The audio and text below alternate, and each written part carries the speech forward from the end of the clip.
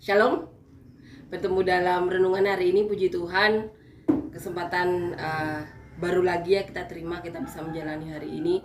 Puji Tuhan, kiranya dengan melakukan renungan hari ini nih, dengan kita membaca satu perikop ya, ayat-ayat firman Tuhan, kiranya benar-benar menjadi pelita di hidup kita. Kita jadi bisa lebih mengerti jalan pikiran dari Tuhan. Kita jadi lebih mengerti apa yang dikehendaki Tuhan. Kita lebih tahu lagi apa yang dimaui Tuhan pada umat manusia. Amin ya. Kiranya kita bisa menangkap isi hati Tuhan. Kita tahu kehendak Tuhan adalah selama kita di bumi untuk menyelamatkan manusia lain, agar kita menjadi murid-murid seperti murid Tuhan Yesus 2000 tahun yang lalu, menguatkan orang lain. Kita mempunyai keberanian untuk mendoakan orang lain. Kita punya keberanian untuk melakukan apa yang Tuhan Yesus lakukan, dan murid-murid Tuhan Yesus juga lakukan. Karena tujuan kita cuma satu, yaitu ke surga. Tidak ada tujuan lain. Lucifer lah yang membawa kita untuk menemani dia ke neraka. Tapi tempat manusia adalah ke surga. Kita harus mengerti itu. Jangan biarkan penghakiman dari siapapun atau dari manapun menjauhkan kita dari kehendak Tuhan. Satu jiwa diselamatkan, surga bersorak-sorai. Tempat kita itu di surga. Kita harus menguatkan, karena kita terlebih dahulu dikuatkan. Tuhan Yesus memakai siapapun dalam hidup kita ya, orang-orang di sekeliling kita, untuk mendekatkan kita kepada kehendak Tuhan, agar kita lebih mengenal Tuhan. Amin ya. Kita saling membantu, kita saling menguatkan. Kiranya di hidup kita yang sekali di dunia ini kita bisa menjadi saluran berkat ya. Kita bisa menjadi kepanjangan tangan Tuhan. Kita bisa menjadi apapun yang dikehendaki Tuhan. Kiranya selama kita sekali ini di dunia ini, kita bisa memaksimalkan talenta kita. Kita juga bisa membantu orang-orang sekitar kita, atau siapapun orang-orang yang dititipkan dalam hidup kita. Kita bisa saling mendukung, kita bisa saling membantu, sehingga talenta-talenta kita semua bisa muncul untuk dipergunakan, membantu sesama, dipergunakan untuk hal-hal yang baik ya, untuk kemuliaan nama Tuhan. Itu yang terpenting. Amin ya, amin. Kiranya kita bisa saling membantu, saling menguatkan, seperti Tuhan Yesus saat di dunia ini 2000 tahun yang lalu. Amin ya. Kita akan nyanyikan lagu yang pertama.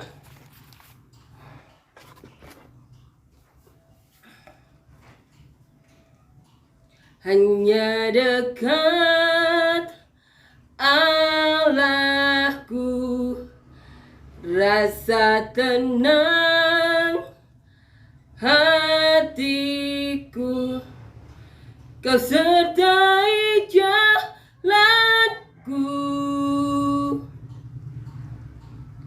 sepanjang hidupku.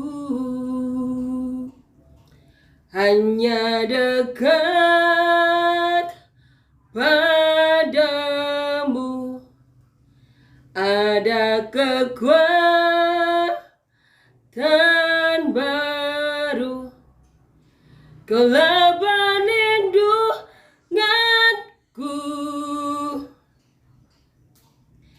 keselamatanku.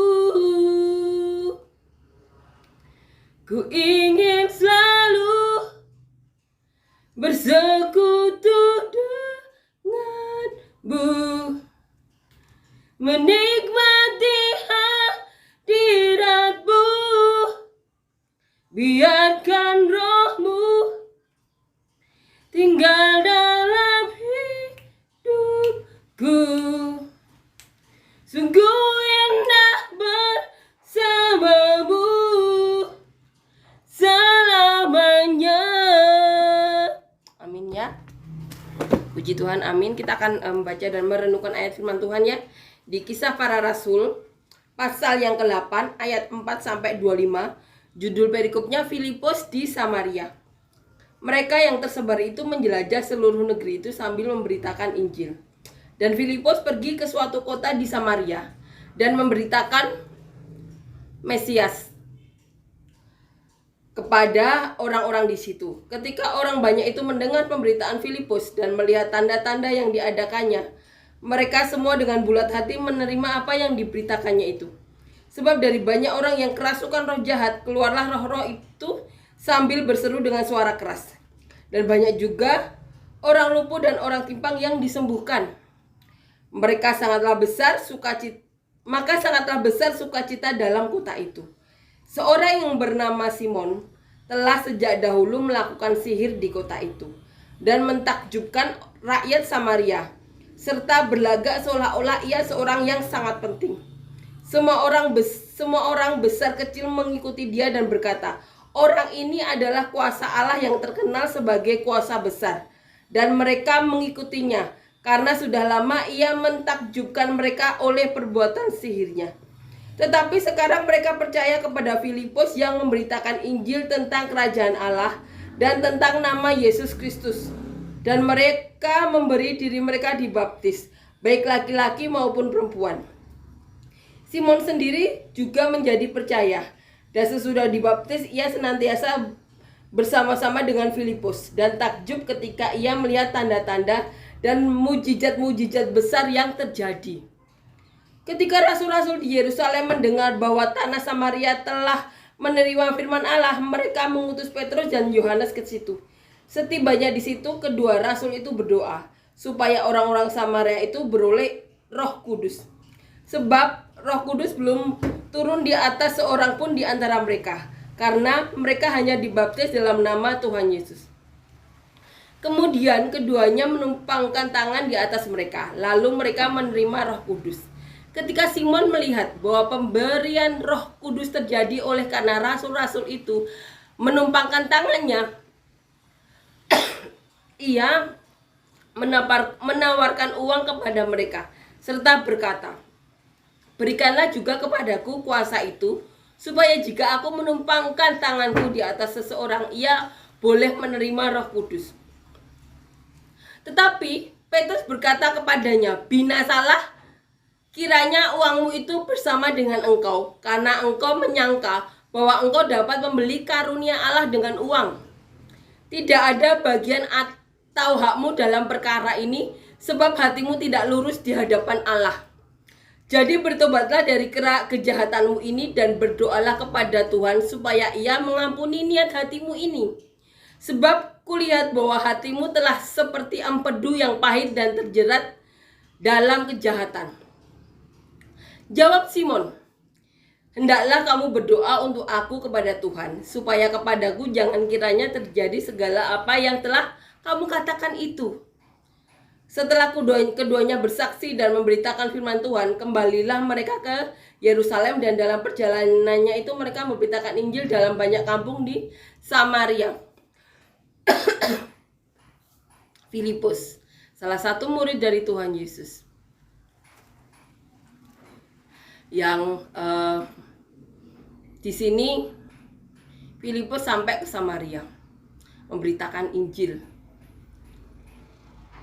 Di sini dikatakan ya, di ayat 4 di awal perikop ini, mereka yang tersebar itu menjelajah seluruh negeri itu sambil memberitakan Injil. Dan Filipus pergi ke suatu kota di Samaria dan memberitakan Mesias kepada orang-orang di situ.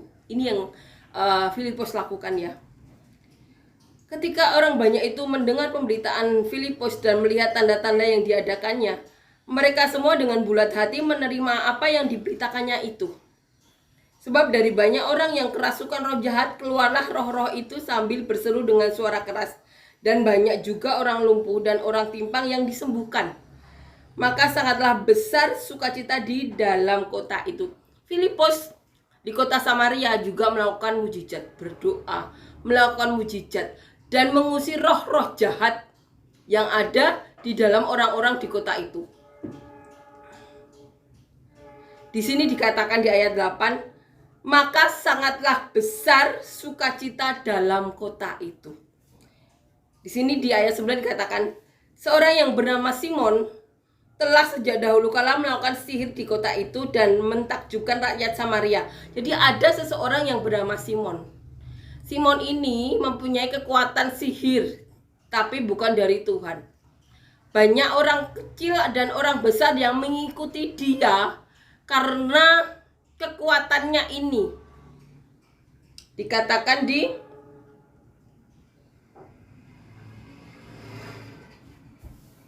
ayat 10, semua orang besar kecil mengikuti dia dan berkata orang ini adalah kuasa Allah yang terkenal sebagai kuasa besar. Simon yang mempunyai kuasa tapi bukan dari Allah ini diikuti orang-orang, baik orang-orang yang besar atau orang yang kecil.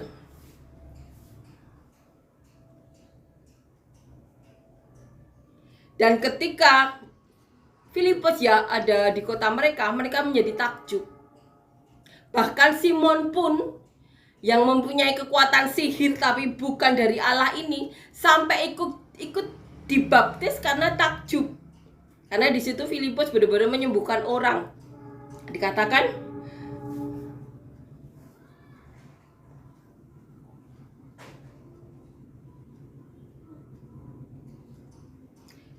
ini ya. Dikatakan di ayat 7, sebab dari banyak orang yang kerasukan roh jahat keluarlah roh-roh itu sambil berseru dengan suara keras, dan banyak juga orang lumpuh dan orang timpang yang disembuhkan. Mujizat terjadi. Maka banyak yang bertobat, bahkan Simon pun yang mempunyai kekuatan dari dunia ini bukan dari Allah, yang mempunyai kekuatan sihir sampai ikut bertobat, sampai ikut dibaptis. Dan Petrus dan Yohanes ya, rasul-rasul Tuhan ini yang mendengar bahwa di Samaria telah terjadi mujizat, Petrus dan Yohanes mendatangi kota Samaria ini. Dikatakan di ayat 14, ketika rasul-rasul di Yerusalem mendengar bahwa tanah Samaria telah menerima firman Allah, mereka mengutus Petrus dan Yohanes ke situ. Mereka mengutus Petrus dan Yohanes. Setibanya di situ, kedua rasul itu berdoa supaya orang-orang di Samaria itu beroleh Roh Kudus. Jadi rakyat Samaria sudah dibaptis, tapi di situ belum terjadi baptisan Roh Kudus. Makanya rasul-rasul meminta Yohanes dan Petrus untuk datang ke situ untuk membaptis Roh Kudus. Dikatakan di ayat 16, sebab Roh Kudus belum turun di atas seorang pun di antara mereka, karena mereka hanya dibaptis dalam nama Tuhan Yesus. Kemudian keduanya menumpang tangan di atas mereka, lalu mereka menerima Roh Kudus. Ini yang dilakukan Yohanes dan Petrus. Mereka berdoa menumpangkan tangan di atas mereka dan mereka menerima Roh Kudus. Dan ini yang terjadi pada Simon ya, orang yang sebelum bertobat adalah orang yang mempunyai kekuatan sihir. Simon ini menawarkan uang kepada Petrus dan Yohanes. Ini katanya, berikanlah juga kepadaku kuasa itu, supaya jika aku menumpangkan tanganku di atas seseorang, ia menerima Roh Kudus. Tapi ini yang dikatakan Petrus, binasahlah kiranya uangmu itu bersama dengan engkau, karena engkau menyangka bahwa engkau dapat membeli karunia Allah dengan uang. Tidak ada bagian atas hakmu dalam perkara ini, sebab hatimu tidak lurus di hadapan Allah. Ini dikatakan Petrus, binasalah engkau beserta uangmu, karena engkau mengira karunia Allah bisa dibeli. Tapi respon Simon, orang yang dahulu punya sihir, itu berbeda. Tidak seperti Ananias dan Safira yang meninggal. Di sini Simon bertobat. Di sini katakan, jadi bertobatlah dari kejahatanmu ini dan berdoalah kepada Tuhan supaya Ia mengampuni niat hatimu itu. Sebab kulihat bahwa hatimu telah seperti empedu yang pahit dan terjerat dalam kejahatan. Itu yang dikatakan Petrus dan Yohanes ya. Petrus mengatakan seperti itu, hatimu sudah pahit karena kejahatanmu. Hatimu telah seperti empedu yang pahit dan terjerat dalam kejahatan. Ini jawaban Petrus. Hendaklah kamu berdoa untuk aku kepada Tuhan. supaya kepadaku jangan kiranya terjadi segala apa yang telah kamu katakan itu. Simon, orang yang mau membeli Roh Kudus itu, yang sampai dimarahi Petrus, yang sampai berkata, binasalah uangmu dan binasalah engkau, karena engkau mengira bisa membeli karunia Allah. Itu bertobat dan meminta kepada Petrus, berdoalah kepada Tuhanmu agar jangan terjadi seperti yang kau katakan itu. Respon Simon saat itu meminta maaf ya, dan minta didoakan agar tidak terjadi seperti yang dikatakan Petrus, karena Petrus juga sudah berkata bertobatlah. Baptisan Roh Kudus itu perlu saat Filipus melakukan banyak mujizat ya, dan melakukan baptisan air dalam nama Tuhan Yesus. Petrus dan Yohanes diminta datang karena apa? Orang-orang di situ juga butuh baptisan Roh Kudus. Dan itu terjadi, mereka dibaptis secara Roh Kudus. Ini mengajarkan kita baptisan air penting, tapi juga perlu baptisan Roh Kudus ya. Seperti jemaat mula-mula, Filipus sudah melakukan mujizat di depan mata mereka, dan mereka disembuhkan. Banyak orang yang timpang, orang yang lumpuh bisa berjalan. Tapi rasul-rasul mengutus Petrus dan Yohanes untuk memberikan baptisan Roh Kudus. Dikatakan di ayat 25, setelah keduanya bersaksi dan memberitakan firman Tuhan, kembalilah mereka ke Yerusalem, dan dalam perjalanannya itu mereka memberitakan Injil dalam banyak kampung di Samaria. Kemudian setelah membaptis Roh Kudus itu ya, Petrus dan Yohanes kembali ke Yerusalem. Tapi dalam perjalanan itu, selama perjalanan dari Samaria ke Yerusalem, mereka tetap memasuki kampung-kampung ya yang mereka lewati, dan mendoakan dan melakukan banyak mujizat. Puji Tuhan. Rasul-rasul benar-benar memberitakan Injil. Benar-benar Roh Kudus dalam diri mereka meluap-luap ya. Mereka melakukan banyak mujizat. Kegerakan terjadi. Bahkan orang yang mempunyai sihir di sini bernama Simon bertobat. Puji Tuhan, puji Tuhan. Dan di sini dikatakan orang-orang di Samaria yang sudah menerima firman Allah sudah bertobat dan dibaptis ya dengan air. Kemudian rasul-rasul mengutus Petrus dan Yohanes untuk membaptis mereka secara ini ya, baptisan Roh Kudus. Puji Tuhan. Kiranya kita semua menerima baptisan Roh Kudus ya, agar Roh Kudus juga hinggap dalam diri kita semua. Maka persiapkanlah hati kita seperti orang-orang Samaria tersebut. Mereka benar-benar menerima Filipus. Mereka benar-benar menerima firman Filipus. Mereka benar-benar bertobat ya, sehingga saat Petrus dan Yohanes datang, Roh Kudus itu benar-benar ada di atas mereka. Mereka menerima baptisan Roh Kudus. Jadi persiapkan diri kita saat ini juga. Persiapkan diri kita menerima firman Allah, belajar firman Allah. Karena saat tiba waktunya ya kita dibaptis Roh Kudus, kita sudah mempersiapkan diri ya. Seperti orang-orang Samaria tersebut yang melembutkan hatinya mau menerima Filipus, sehingga baptisan Roh Kudus mereka terima.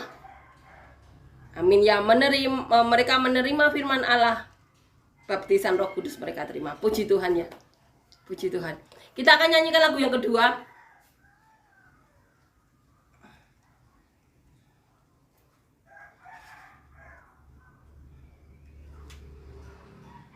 How great is our God. Sing with me, how great is our God, and I will see how great is our God. Name above all name, you are worthy of our praise. My heart will sing, how great is our God. Amin ya, puji Tuhan. Amin.